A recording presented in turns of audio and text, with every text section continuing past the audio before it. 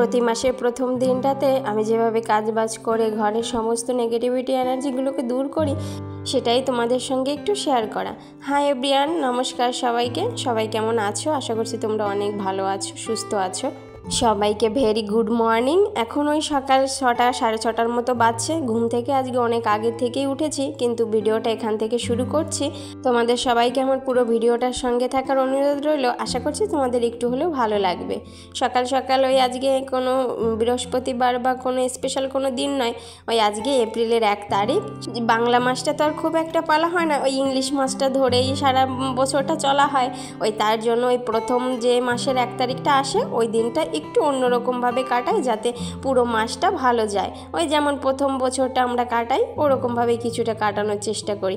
আসলে ওই ঘরের বউ তো তেমন কোনো কিছু তো নেই, এই সংসারে কাজবাজগুলো নিয়েই জীবন, ব্যস্ততা সমস্তটা এখানেই জুড়ে থাকে।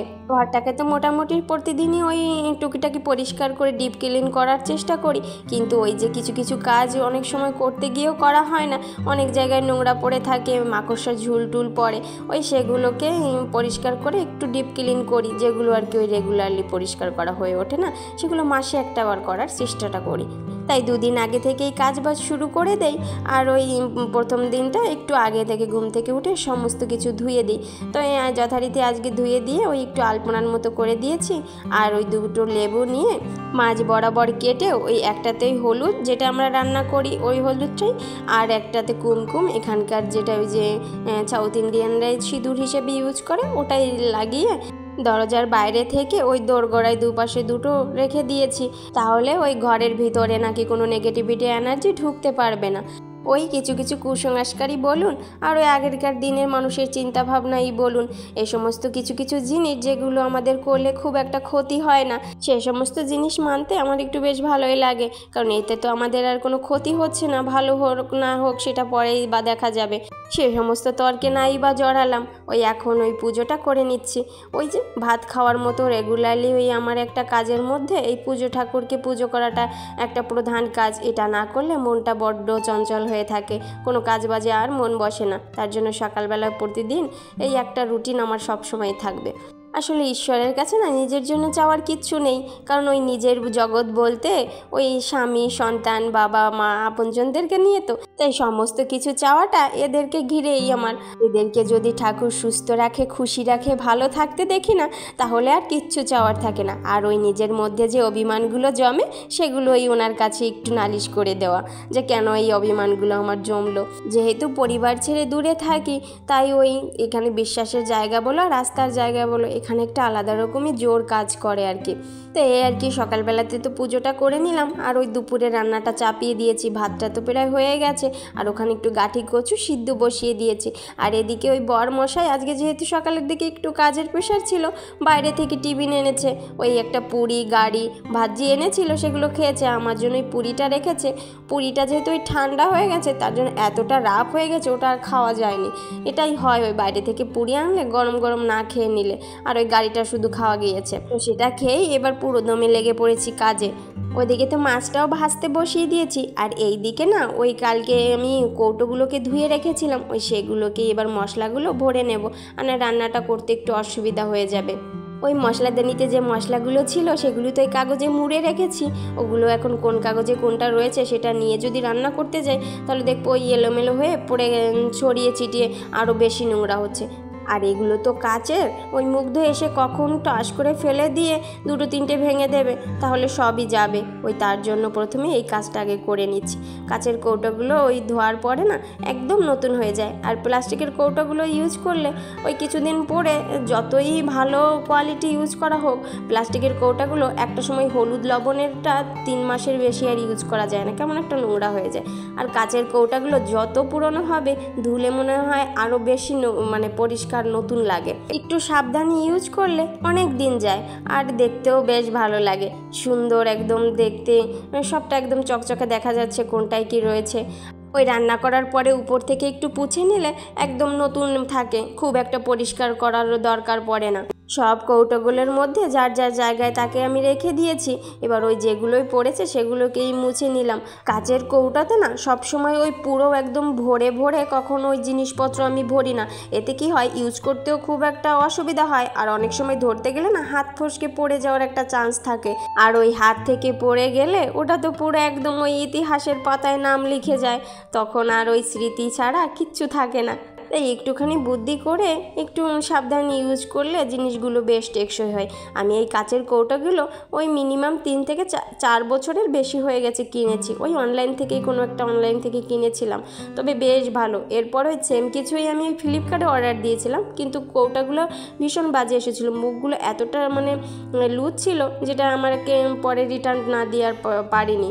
এই পুরনগুলোই আমি ইউজ করছি।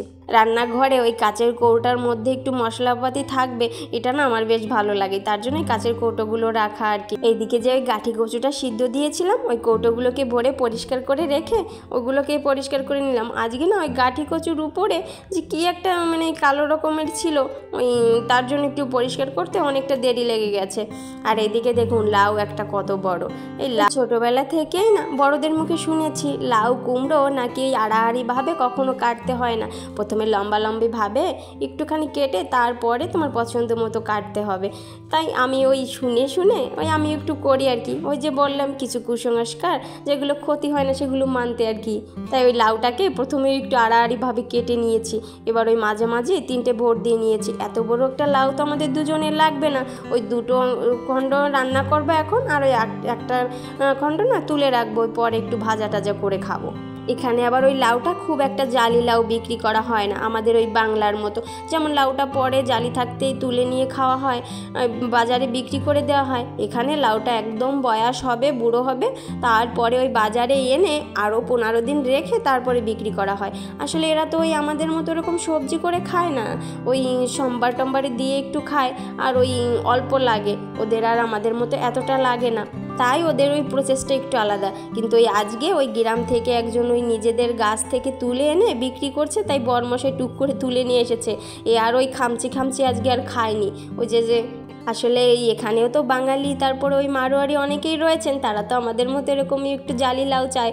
ওই তারা ওই খামচে খামচে লাউর আরও অবস্থা খারাপ করে দেয়।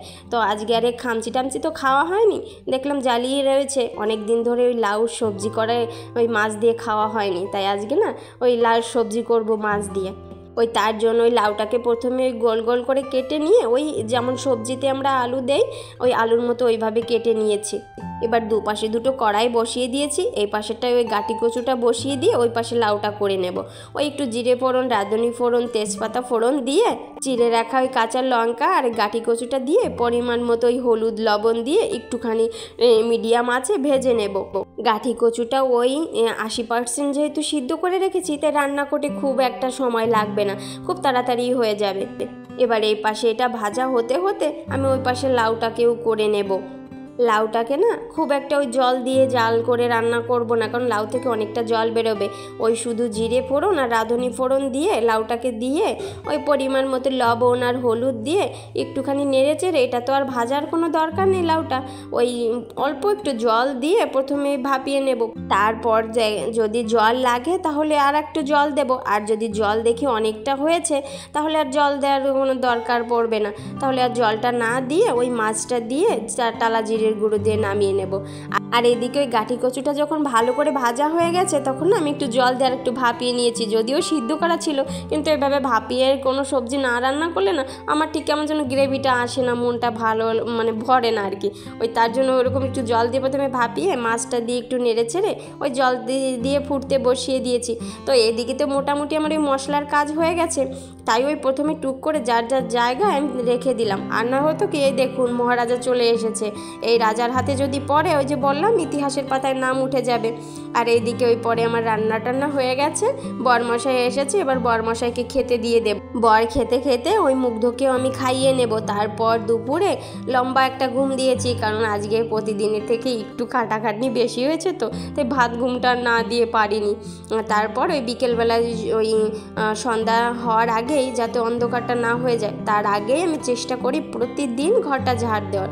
ওই মানে মানে 3-4 বার তো আর ঝাড় দেওয়া হয় না, কিন্তু সকালে বাসি ঘরটা আর বিকেলের এই ঝাড় দেওয়াটা এটা আর কি আমার রেগুলার রুটিনের মধ্যেই থাকে। সেটা ওই মুগ্ধকে নিয়ে যতটাই কষ্ট হোক। আর ওই যে সন্ধ্যার সময় ঠাকুরকে একটু সন্ধ্যা দেওয়া, আজকেও একটু নারকেলের খোসাটা দিয়েছি। এটা না প্রতিদিন আর দেওয়া হয় না নারকেলের খোসাটা, কারণ এখানে তো খুব একটা পাওয়া যায় না, ওই তার জন্যই। এবার সব জায়গা দিয়ে এই ধুমোটাও ছড়িয়ে দিয়ে ওই 8টা আমি লবঙ্গ নিয়েছি, 4 টুকরো কর্পূর আর একটা তেজপাতা নিয়ে ওটার মধ্যে দিয়ে জ্বালিয়ে দেব। এটা ওই খোসা ছাড়া এমনিতে জ্বালিয়ে দেওয়া যায়। এতে কি হয়, ওই যে গন্ধটা থাকে এতে নাকি সমস্ত নেগেটিভিটি এনার্জি দূর হয়ে যায়। এটা আমি সপ্তাহে একটা দিন করি, ওই খোসা না দিলেও এমনিতে কোনো একটা পাত্রে নিয়ে বা এই ধূপতিতে নিয়েই আমি এভাবে জ্বালিয়ে দেই। তো এই ছিল আজকের আমার ভিডিও। কেমন লাগলো তোমরা অবশ্যই কমেন্ট করে জানিও, আর চ্যানেলটাকে সাবস্ক্রাইব করে দিও।